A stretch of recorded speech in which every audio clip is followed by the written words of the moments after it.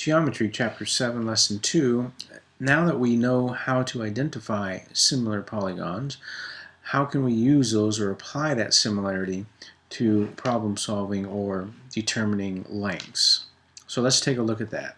So to solve similar ratio problems, there's 4 steps that you'll want to go through. The first step that you'll want to do is to determine that similarity ratio. And remember, we talked about choosing one figure to be in your numerator and the other figure to be in the denominator. It's important that you make that choice, and then it's important that you stick with that choice for all your ratios. So you'll need to determine that similarity ratio. So you'll need to take a side that you know and write it in a ratio to the side in another figure that you know. You want to write that ratio using 2 given corresponding sides. Again, keeping in mind which figure is in the numerator and which figure is in the denominator. This is my similarity ratio. Now, before you go further here, it's very important, you'll want to reduce that ratio right here. Reduce your ratio before you calculate. Reduce before calculate.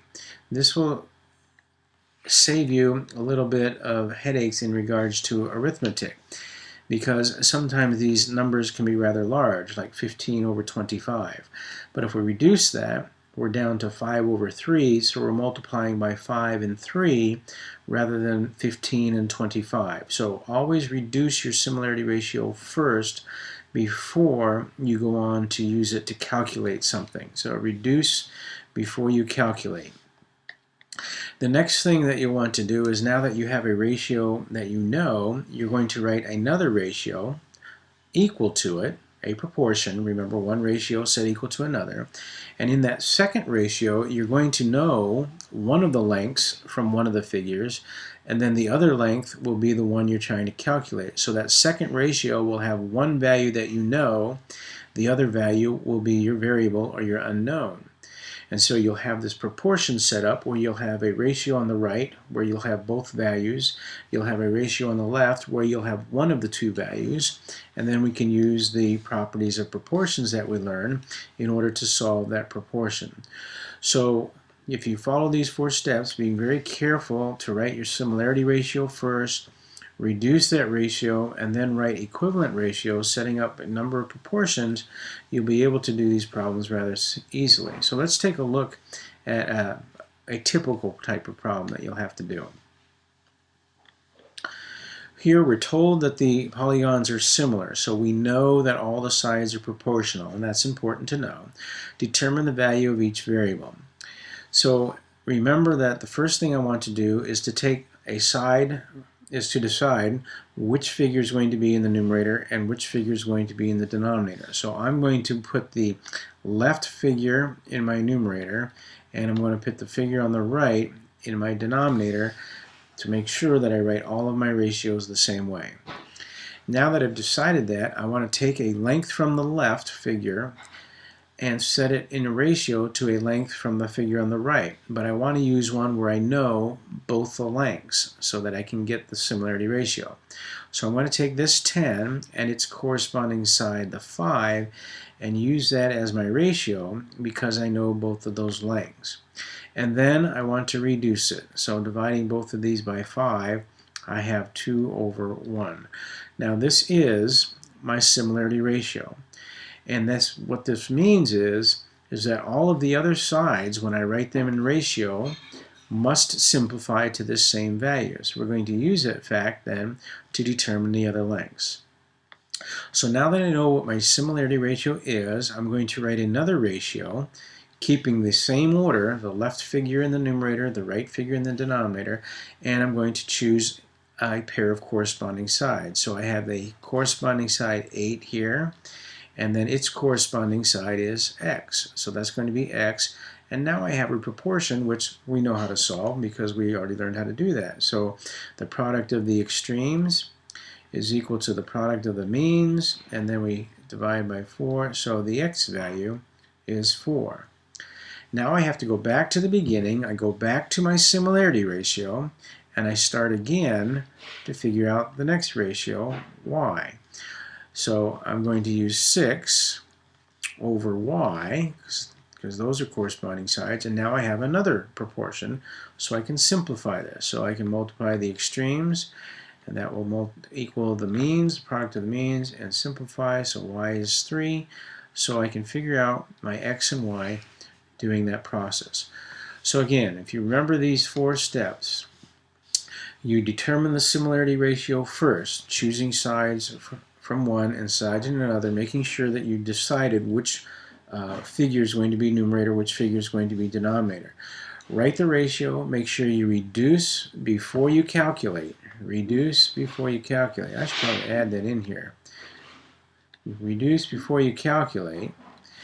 Then you'll write another ratio using a known side with an unknown side, and then you're simply going to solve the proportion. I'm going to do a couple more at the end of the video, and then we'll move on to something else. So let's go ahead and do this figure, this problem here. The polygons are similar, so determine the value of the variable. So again, I'm going to decide to put the left figure in my numerator, the right figure in my denominator, and I'm going to figure out the similarity ratio.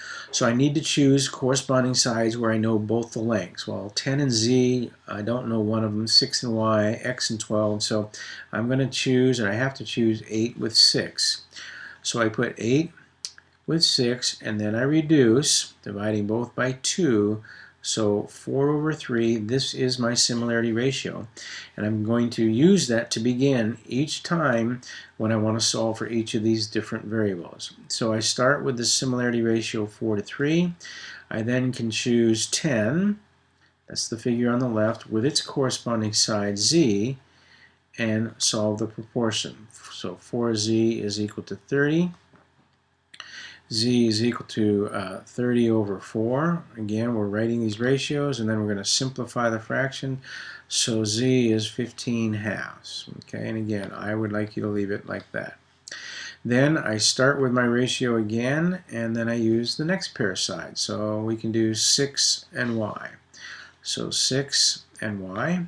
And again, product of the extremes is equal to the product of the means. And then we have 18 over 4, and then we reduce, dividing both by 2, so this is 9 halves. And then I go back to my similarity ratio again, and then I can do the next two. So this time the variable is on the figure on the left, so I keep that in line with 12. So 3x is equal to 48, so then x is equal to 16. So again, I begin with my similarity ratio reduced. I then use that similarity ratio as many times as I need in order to write these proportions, and then simply solve those variables or solve those proportions using the skills that I've learned in my previous lessons. There is one other type of problem that we want to look at that we can use proportion or ratios with, and that is when we're trying to enlarge a photo, let's say, or reduce something onto a different piece of paper.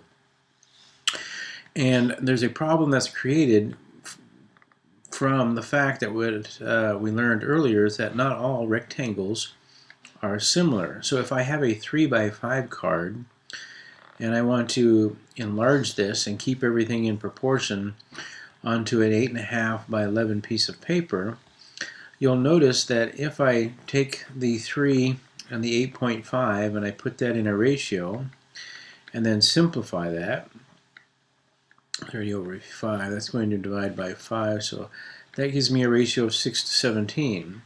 And if I take the other side and put that together, that's 5 to 11. So you'll notice that these ratios are not the same, meaning that these rectangles are not similar. So I'm not going to be able to take this 3x5 card and enlarge it so it fills up the entire piece of paper, because I would have to stretch one side further than the other, and they would not be in proportion anymore. And so that would make the figure on the piece of paper look out of proportion. So what we need to do is decide, should I make the 3, should I take the 3-inch side and stretch it out this way so it fits on 11? And if I do, will the 5 still fit on the piece of paper? Or should I take the 3-inch side and stretch it up this way, and then will the 5-inch still fit on the piece of paper? Which one's going to be the best? Now, 99% of the time, it will work if you always stretch the larger side of the original to the larger side of the enlargement and use that ratio. But you will have to check at the end to make sure that the dimensions that you get will fit on the piece of paper. So let me show you what I mean. So as I said, generally speaking, if we take the 5-inch side and stretch it out to the 11, so we make that our ratio, this our ratio, then how big will the 3-inch side stretch to if I want to keep it in that ratio? So I'll stretch that out to what length? We apply our cross products then. So we get 5x is equal to 33, so x will be 33 over 5, and because we're talking about a length, we want to change this to a mixed number. So this is going to be 6 3/5. So if I take the 5-inch side and I stretch it out to 11, then the 3-inch side is going to stretch out to 6 3/4 or 6 3/5 of an inch, which is less than the 8.5, so that will fit. So the card would stretch out to something like this, where this would be 11, and then this would be 6 3/5, and then everything remains in proportion. Now in this problem, we want to reduce something that's 9 by 15 and put it on a 4 by 6 card. So what will fit?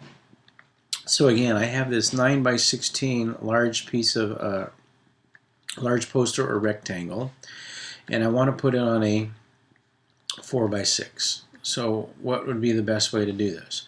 Again, we want to take the longer of the two and put it with the longer of this one. So I want this to reduce down from 15 to 6 inches. Now again, I want to reduce this first by dividing by 3. So that's going to be 5/2.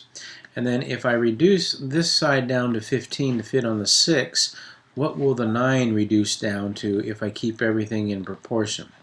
So we have 5x is equal to 18. So x would be equal to 18 over 5. And that's going to be 3 3/5 of an inch, which is smaller than 4, so it will fit. So I'm going to reduce it down, so my card is going to be 6 inches by 3 3/5 inches, or 3.6 inches. And you'll see that's the answer we have here. So again, when you're going to enlarge or reduce, the ratio that you want to use, generally speaking, is to take the larger of the side, whether you're going to enlarge it or reduce it, and have it in ratio with the larger side of the piece of paper that you're going to fit it on, and then most of the time that will fit. But again, once you get the answer, you have to check and make sure that it will fit on the piece of paper. Otherwise, you'll have to flip the card the other way around in order to make it fit.